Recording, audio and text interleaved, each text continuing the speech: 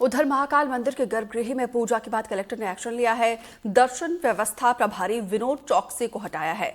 कहा है श्रीकांत शिंदे को नहीं दी गई थी गर्भगृह में पूजा की इजाजत। अगर इजाजत नहीं दी गई थी तो यहाँ पर कैसे श्रीकांत शिंदे महाकाल मंदिर के गर्भगृह में पहुंचे, ये भी अपने आप में बड़ा सवाल है। महाकाल मंदिर में गर्भगृह में पूजा अर्चना जो है काफी लंबे समय से प्रतिबंधित है।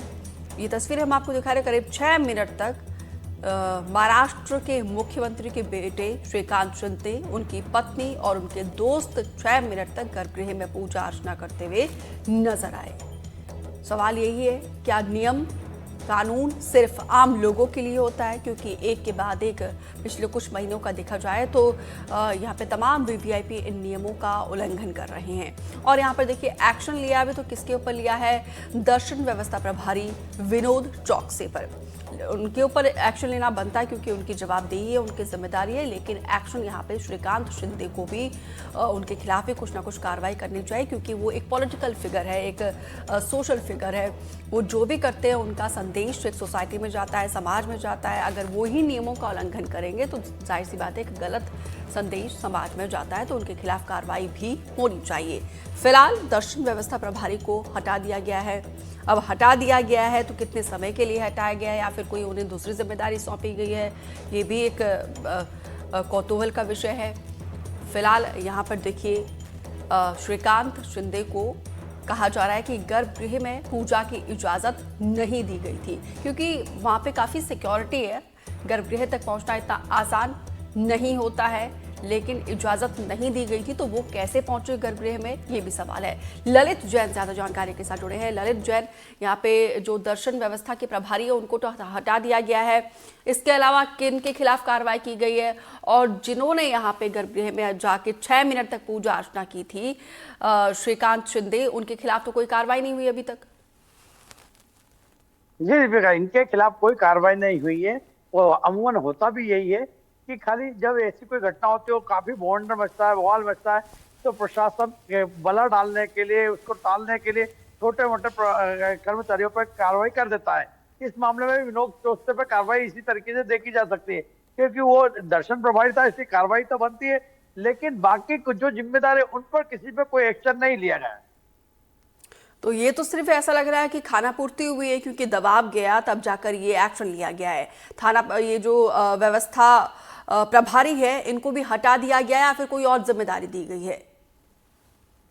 आपका कहना बिल्कुल सही है कि ये सिर्फ खाना पूर्ति है। इसमें ये भी कोई तय समय नहीं है कि इनको कहाँ पर पदस्थ किया जाएगा, इनको क्या जिम्मेदारी रहेगी और ये कब तक रहेंगे।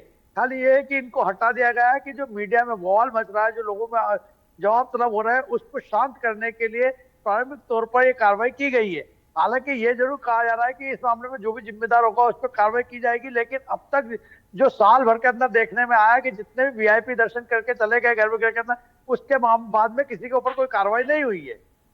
तो इससे अच्छा तो ये तो एक नियम बना दो ना। सिर्फ नियम जो है आम लोगों के लिए, वीवीआईपीज के लिए नहीं है, क्योंकि कार्रवाई तो इसी तरीके से हो रही है।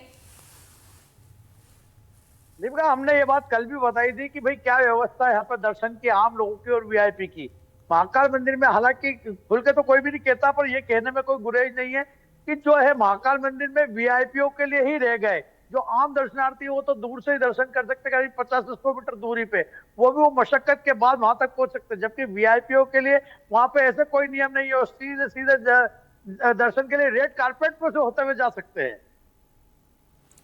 तो बड़ी ही ताज्जुब की बात है। यहाँ पर देखिए भगवान तो सबके हैं और भगवान के दर जाने के लिए भी किस तरीके से यहाँ पे तमाम नियम कानून जो बनाए जाते हैं वो भी सिर्फ आम लोगों के लिए है। ललित जैन, क्या ये सवाल पूछा गया कलेक्टर से? क्योंकि यहाँ पे कोई मामूली इंसान नहीं गया था गर्भगृह के भीतर, वो महाराष्ट्र के मुख्यमंत्री के बेटे हैं श्रीकांत शिंदे और सांसद भी है, तो उनके खिलाफ कार्रवाई क्यों नहीं की जा रही? क्योंकि वो जो भी करेंगे, उनका जो भी स्टेप होता है, जो भी वो कदम उठाते हैं, उसका सीधा समाज में जाता है, क्योंकि वो एक पॉलिटिकल फिगर है। दीपिका, आपका कहना बिल्कुल सही है, वो पॉलिटिकल फिगर है, इसके वो जो भी करेंगे उससे समाज में संदेश जाएगा। लेकिन वही राजनीतिक जो लोग हैं, चूंकि बीजेपी की सत्ता है केंद्र में भी प्रदेश में भी, इसलिए जब भी ऐसी घटना होती है इस मामले में किसी भी आज तक नेता पे कोई एक्शन नहीं लिया जाता, ना उनके बारे में कोई बात की जाती है। उनका अधिकारियों का कहना ये टाल मटोल रहता है कि यार इसमें जो भी जिम्मेदार होगा उस पर कार्रवाई की जाएगी, पर कार्रवाई कभी नहीं की जाती। छोटे मोटे कर्मचारी के ऊपर थोड़े बहुत समय के लिए कार्रवाई कर दी जाती। इस मामले में भी ऐसा है, और ना इस मामले में कोई अधिकारी बोलने को तैयार है। सिर्फ ये कह रहा है कि जांच की जाएगी और जांच के बाद जो भी दोषी होगा उस पर कार्रवाई की जाएगी। तो कुल मिलाकर जो वीआईपी लोग हैं उनके लिए वीआईपी एंट्री है, और उनके लिए यहाँ पे देखिए पुलिस भी वीआईपी कार्रवाई कर रही है कि उन तक पहुंच ही नहीं रही है प्रशासन की तरफ से। जी बिल्कुल सही है कि ये पुलिस का तो इसमें कोई रोल नहीं है, प्रशासन का है। और प्रशासन इस मामले में ढुलमुल रवैया अपनाए हुए है, क्योंकि उनको अपनी भी बचा के रखना है, साख भी बचाना है और कार्रवाई दर्शाना भी है। यही वजह है कि उन्होंने एक छोटे कर्मचारी विनोद चौकसी जो दर्शन प्रभारी है उसके ऊपर प्रारंभिक तौर पर कार्रवाई कर दी है।